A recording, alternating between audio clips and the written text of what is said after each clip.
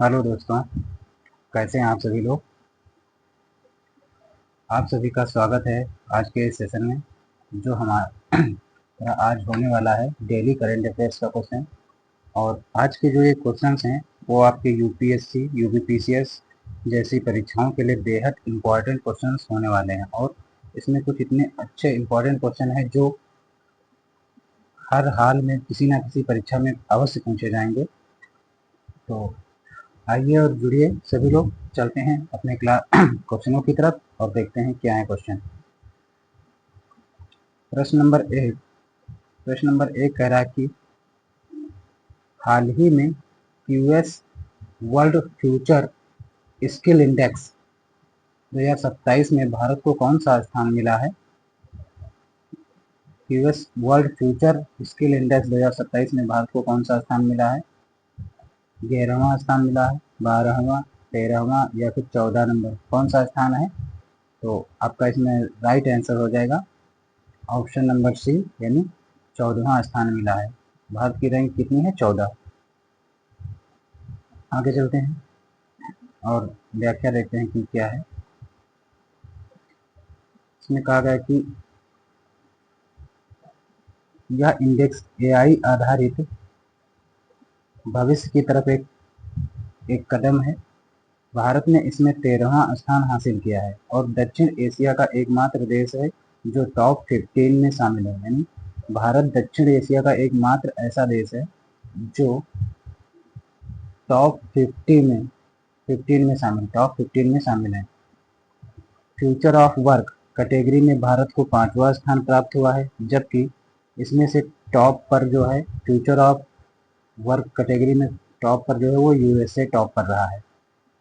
कुछ अन्य प्रमुख इंडेक्स रैंकिंग में, जैसे वर्ल्ड हैप्पीनेस इंडेक्स में भारत का स्थान कौन सा है, 116वां स्थान है। और पीस इंडेक्स में भारत का 127वां स्थान रहा है, जबकि प्रेस इंडेक्स में भारत का स्थान जो है वो 157वां है। और करप्शन परसेप्शन इंडेक्स में भारत का स्थान 91वां है, यानी 91 है।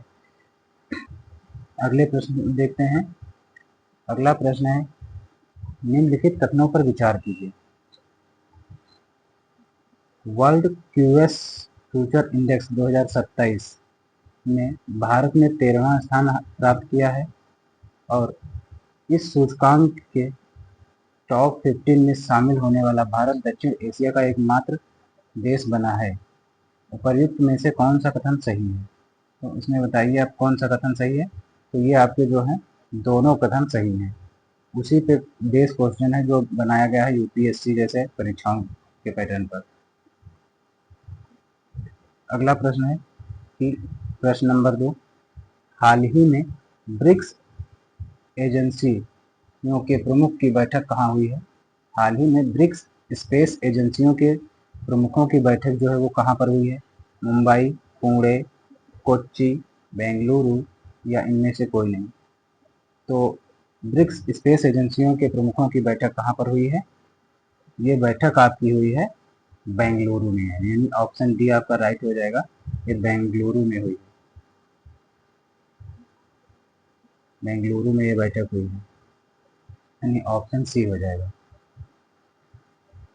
कह रहा है कि यह बैठक स्पेस डिप्लोमेसी के तहत इसरो के मुख्यालय बेंगलुरु में आयोजित की गई है और वर्ष 2026 में 8वां ब्रिक्स सम्मेलन भारत में हो रहा है, जिसका फोकस नवाचार, लचीलापन, सहयोग और स्थिरता पर आधारित है।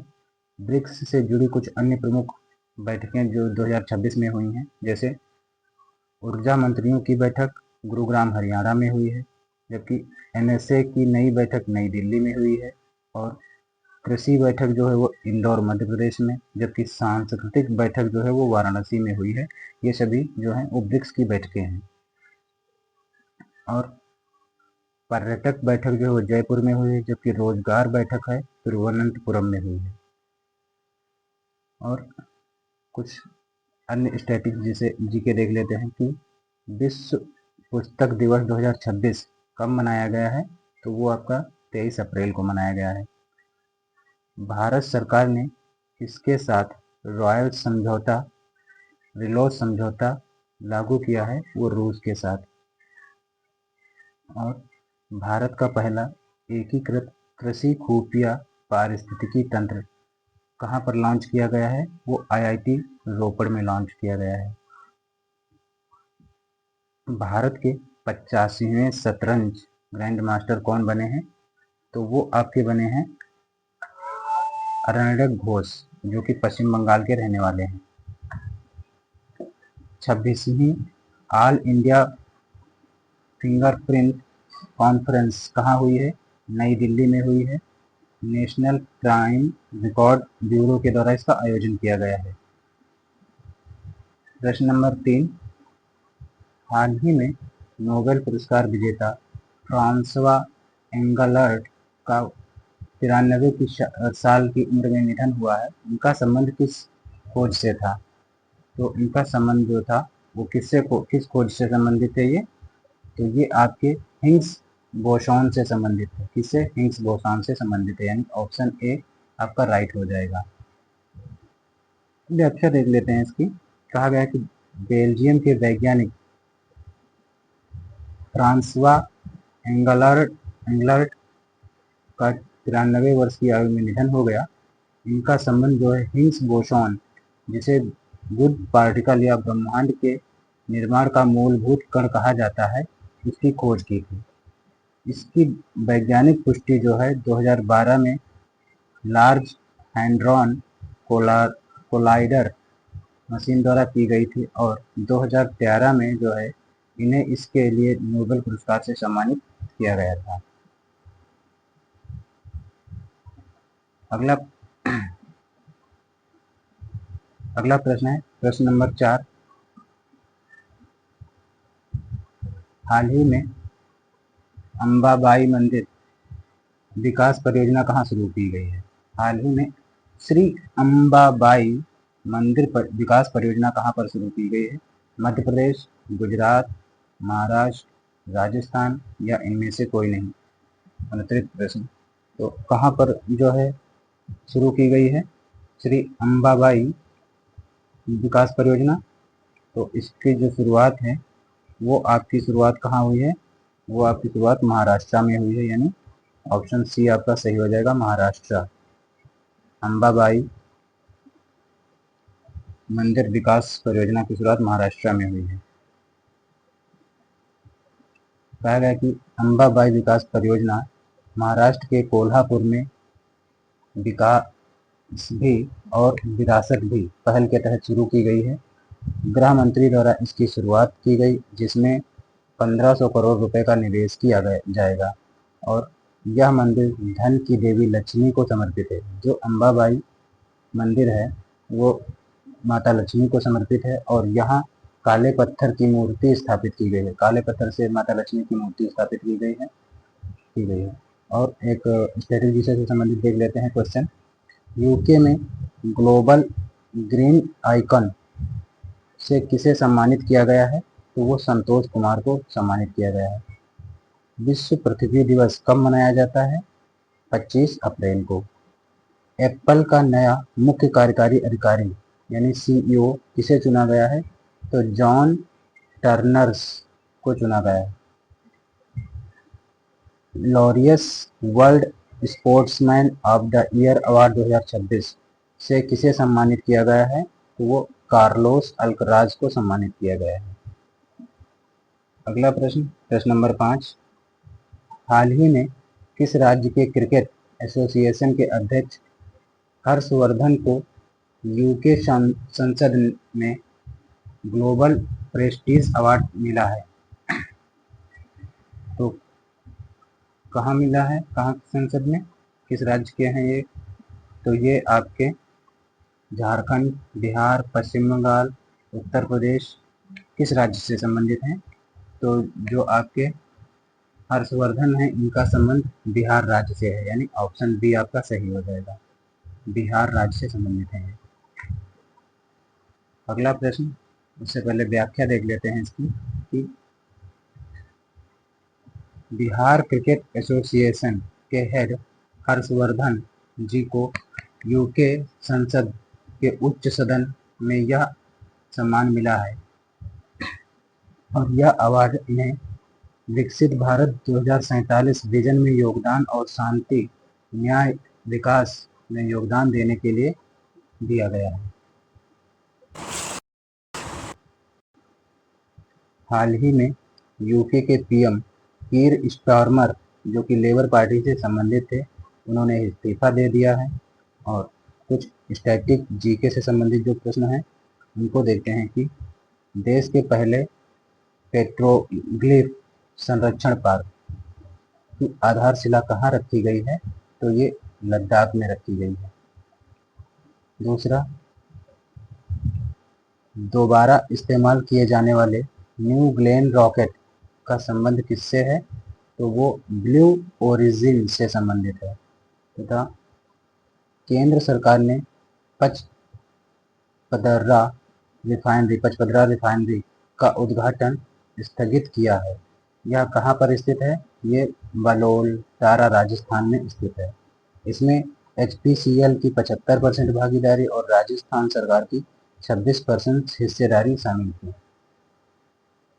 अगला प्रश्न है प्रश्न नंबर 6 कि हाल ही में हेमिस फेस्टिवल 2026 कहाँ शुरू हुआ है, तो हेमिस फेस्टिवल कहाँ शुरू हुआ है, सिक्किम में, जम्मू कश्मीर में, अरुणाचल प्रदेश या फिर लद्दाख या अनुत्तरित प्रदेश। तो हेमिस फेस्टिवल की शुरुआत कहाँ हुई है, तो हेमिस फेस्टिवल की शुरुआत आपके लद्दाख में हुई है। हेमिस फेस्टिवल कहाँ शुरू हुआ है, लद्दाख में, यानी ऑप्शन डी आपका सही हो जाएगा। आगे चलते हैं और व्याख्या देखते हैं। हेमिस फेस्टिवल लद्दाख के लेह स्थित हेमिस मठ में शुरू हुआ है।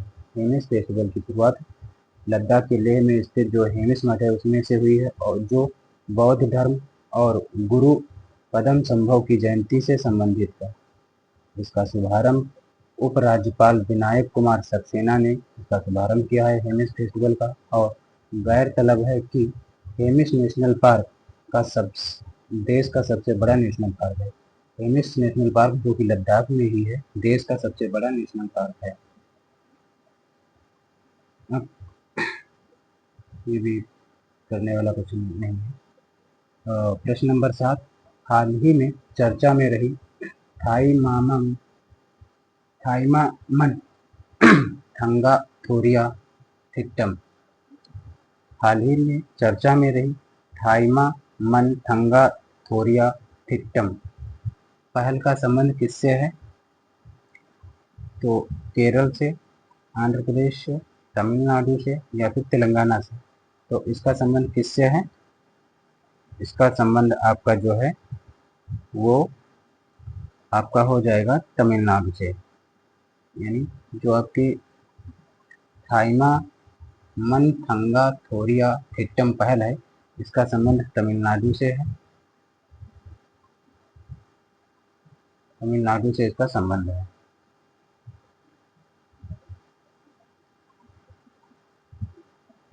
यह पहल तमिलनाडु के सीएम जोसेफ विजय यानी TVK पार्टी से जो है द्वारा बेतरी तमिलगम विजन के तहत शुरू की गई है। इसमें सरकारी अस्पताल में नवजात शिशु के जन्म पर मामा थाइमामन जिसे कहा जाता है के द्वारा 1 ग्राम सोने की अंगूठी यानी थंगा मोरिया जिसे कहते हैं उपहार में दी जाती है। और इससे कुछ संबंधित जो स्टैटिक चीजें हैं, जैसे Kankaria railway coaching depot Bharat का पहला जल तटस्थ डिपो बना है। यह कहाँ पर है, तो अहमदाबाद में। विश्व सूत्र पहल किसने लॉन्च की है, तो टेक्सटाइल मंत्रालय के द्वारा लॉन्च की गई है। Grenada ISSF world cup 2026 mixed team pistol प्रतिस्पर्धा में भारतीय दल ने कौन सा पदक जीता है, तो भारतीय दल ने स्वर्ण पदक जीता है। प्रश्न नंबर 8, हाल ही में marshal of the air force Arjan Singh memorial hockey tournament 2026 का 7वां संस्करण कहाँ प्रारंभ हुआ है। प्रश्न को एक बार दोबारा पढ़िएगा कि हाल ही में marshal of the air force Arjan Singh memorial hockey tournament 2026 का 7वां संस्करण कहाँ प्रारंभ हुआ है? आंध्र प्रदेश में, पश्चिम बंगाल में, तेलंगाना में, कर्नाटक में या फिर अनुत्तरित प्रश्न। तो कहाँ पर स्टार्ट किया गया है? तो इसका जो संस्करण है वो प्रारंभ किया गया है कर्नाटक राज्य में, यानी ऑप्शन डी आपका सही हो जाएगा। व्याख्या देखते हैं। कहा गया है कि इस 7वें संस्करण की शुरुआत बेंगलुरु कर्नाटक में हुई है, जो कि 23 जून से 3 जुलाई तक 2026 तक चलने वाला है, जिसमें 16 टीमें हिस्सा ले रही हैं। Marshal of the air force Arjan Singh की 107वीं जयंती के उपलक्ष्य में यह आयोजित होता है। वह भारतीय वायुसेना के एकमात्र अधिकारी हैं जिन्हें 5 स्टार रैंक मिली थी। खेलों से जुड़ी अन्य जानकारी जैसे अर्जेंटीना में लियोनेल मेसी की 26 मीटर ऊंची प्रतिमा बनाई गई है। वहीं 6 अलग अलग आईफा अवार्ड वर्ल्ड कप में गोल करने वाले दुनिया के एकमात्र खिलाड़ी क्रिस्टियानो रोनाल्डो बन गए हैं। स्टैटिक जीके जो इससे संबंधित हो सकता है उसको देखते हैं कि किस राज्य की याना गुफाओं को राष्ट्रीय महत्व का भू विरासत स्थल घोषित किया गया है? वो कर्नाटक की हैं। याना गुफाएं कहाँ की हैं? कर्नाटक की। राज्यसभा के डिप्टी चेयरमैन पद पर तीसरी बार नियुक्त होने वाले पहले सांसद कौन बने हैं? तो वो हरिवंश नारायण बने हैं। इन्फोसिस ने किसे ग्लोबल ब्रांड एम्बेसडर नियुक्त किया है? कार्लोस अल्कराज को नियुक्त किया है, जो कि टेनिस के खिलाड़ी हैं। चर्चा में रहा देश का पहला विशेष परमाणु मिसाइल ट्रैकिंग और समुद्री निगरानी जहाज कौन सा है? आईएनएस ध्रुव है। आज का सेकेंड लास्ट क्वेश्चन है क्वेश्चन नंबर 9। भारत का पहला 3D printed artificial reef module कहाँ स्थापित होगा? गुजरात में, गोवा में, तमिलनाडु में, उड़ीसा में। तो कहाँ पर स्थापित होगा? ये आपका जो है 3D printed artificial reef module जो है वो तमिलनाडु में स्थापित होने वाला है। कहाँ पर? तमिलनाडु में स्थापित होगा, यानी ऑप्शन सी आपका सही हो जाएगा। आगे चलते हैं।